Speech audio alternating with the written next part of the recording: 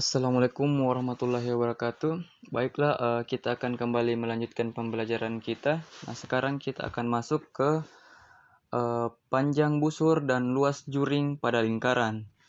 Nah, yang pertama kita akan masuk ke panjang busur. Nah, tentunya apa itu tali busur? Adik-adik sekalian sudah tahu, kita sudah bahas pada pertemuan pertama di bab 3, yaitu bagian-bagian lingkaran.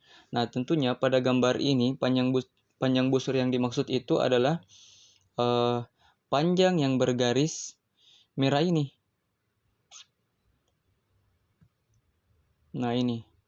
Nah, panjang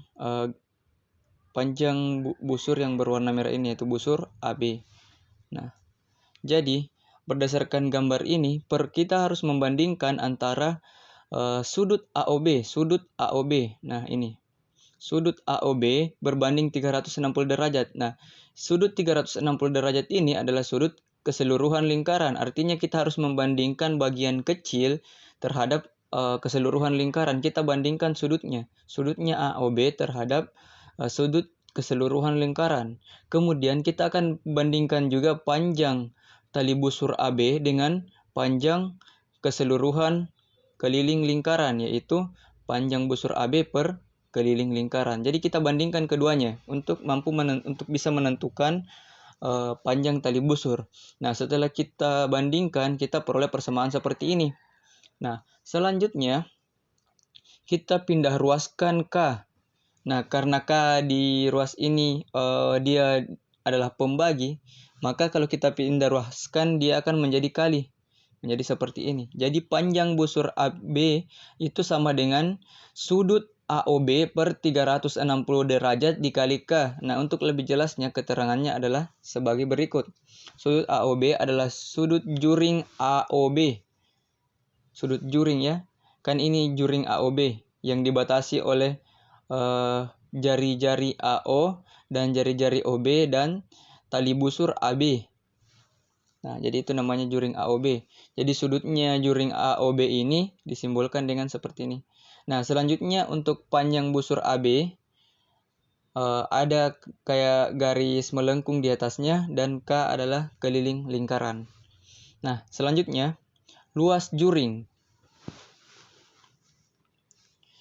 Nah, untuk juring sendiri adik-adik kan juga sudah pernah pelajari dulu di bagian-bagian lingkaran. Nah, kembali sama dengan panjang tali busur tadi, kita harus bandingkan bagian kecilnya terhadap keseluruhannya.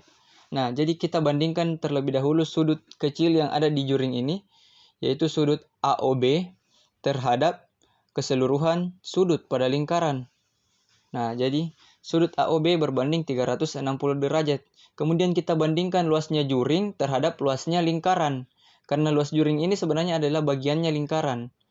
Nah, jadi luas juring AOB dibagi dengan luas keseluruhannya lingkaran. Nah, kemudian kita pindah ruaskan kembali luas lingkarannya. Karena di sini dia pembagi, maka dia akan menjadi kali. Nah, sehingga luas juring AOB itu adalah sudut AOB dibagi 360 derajat dikali luas lingkarannya. Nah, untuk keterangannya ada di sini. Adik-adik bisa baca sendiri. Nah, lanjut. Untuk contoh soal. Nah, tentukan luas daerah yang berwarna putih pada gambar di samping jika jari-jarinya 7 cm.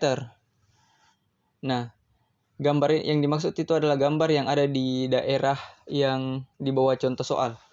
Nah, daerah yang berwarna putih di gambar itu adalah juring DOE. Nah, itu adalah juring DOE. Nah, kita mau menentukan luas juring DOE.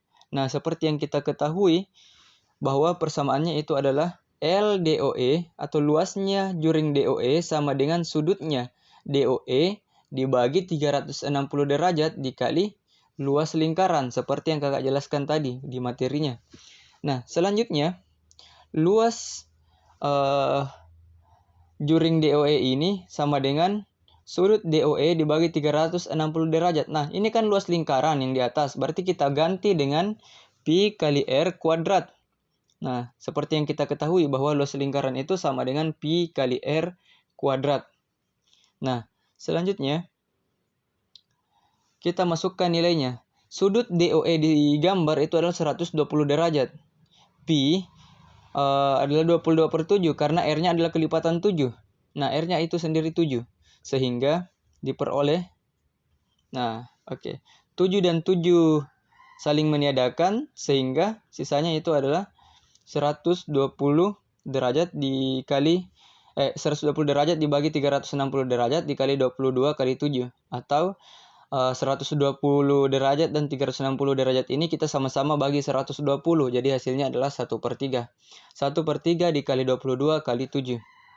Jadi hasilnya adalah 1/3 kali 154. 22 kali 7 ini hasilnya adalah 154. Atau kita bisa tulis 51 1/3 cm kuadrat. Nah, ini sudah kalian pelajari cara menyederhanakan pecahan, cara mengubah bentuk pecahan di pertemuan sebelumnya. Nah, contoh kedua.